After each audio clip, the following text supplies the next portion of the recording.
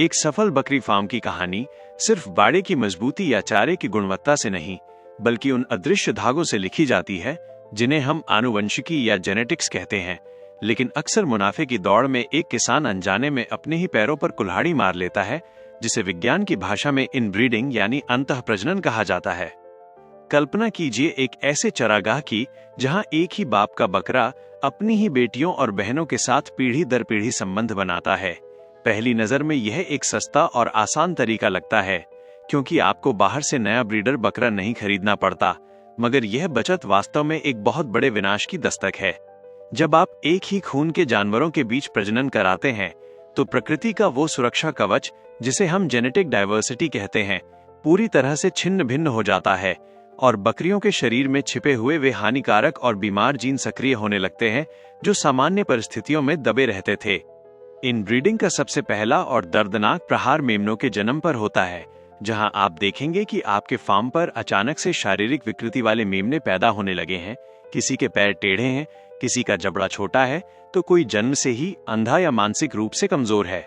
इतना ही नहीं, जो मेमने देखने में स्वस्थ लगते हैं, उनके भीतर भी इनब्रीडिंग डिप्रेशन का जहर धीरे धीरे फैलता है, जिसकी वजह से उनकी रोग प्रतिरोधक क्षमता यानी इम्यूनिटी इतनी गिर जाती है कि एक मामूली सा दस्त या हल्का सा बुखार भी पूरे फार्म को श्मशान बना देता है। एक समझदार बकरी पालक ये जानता है कि असली मुनाफा बकरियों के वजन और उनकी बढ़त ग्रोथ रेट में छिपा है, लेकिन इनब्रीडिंग के कारण मेमनों की बढ़त रुक जाती है। वे चारा तो उतना ही खाते हैं, लेकिन उनका वजन नहीं बढ़ता, जिससे दाने और चारे का खर्च बढ़ जाता है और कमाई शून्य हो जाती है। जैसे जैसे पीढ़ियां गुजरती हैं, बकरियों की दूध देने की क्षमता घटने लगती है और उनके प्रजनन चक्र में भी भारी गिरावट आती है, जिससे कई बार मादा बकरियां गाभिन होने में दिक्कत महसूस करती हैं या फिर मरे हुए बच्चों को जन्म देती हैं। विज्ञान कहता है कि हर जीव को जीवित रहने के लिए नए खून की जरूरत होती है,